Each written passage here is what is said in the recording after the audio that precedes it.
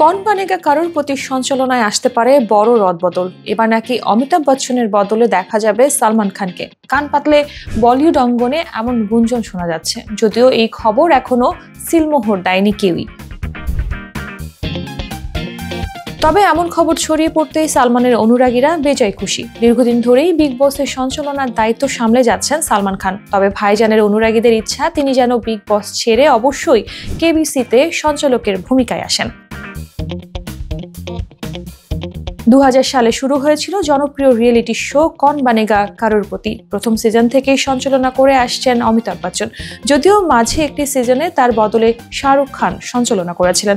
তবে সেই সিজন সেভাবে না জমায় পরবর্তী সিজন থেকে ফের স্বমহিমায় সঞ্চালকের ভূমিকায় ফেরেন বলিউডের শাহেনশা খ্যাত অমিতাভ বচ্চন। তারপর থেকেই টানা এতগুলো সিজনে তাকেই দেখে আসছে দর্শক। অনেকেই তাকে ছাড়া কৌন বনেগা কারোরপতি ভাবতেই পারেন না।